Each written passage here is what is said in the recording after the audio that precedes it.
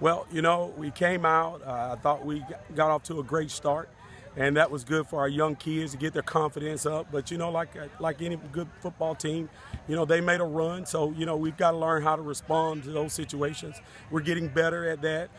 We've got a ways to go, but I like where we're at right now, and I like what we're trying to do. And just the miscues.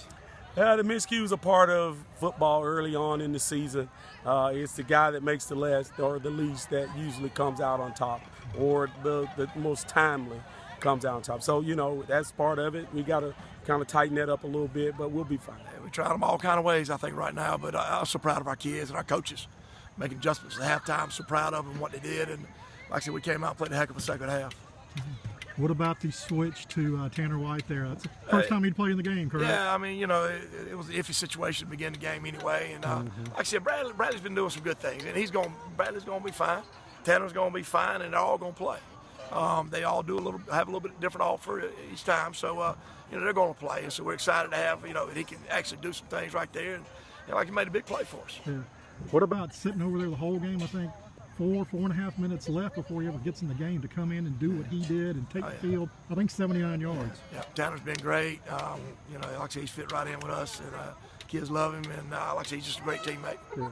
And your defense in the second half, I think, held him scoreless. Yeah, we came out in the second half, made a few adjustments, and like I said, just quit overrunning the football, and that's the big thing. And we started making a few plays when time came, and good things happened. Yeah.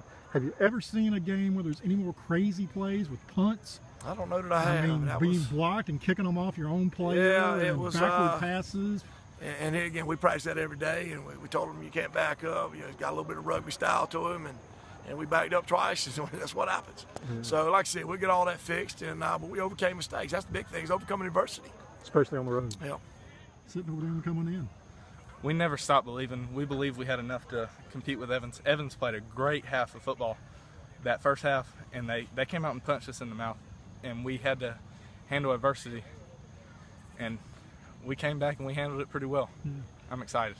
What was it like for you sitting over the whole game, then the coach calls your number with 4.5 minutes to go, you're down, and you lead your team 79 yards to the winning score, and then scoring it yourself? I was antsy the whole game. I was ready to get in.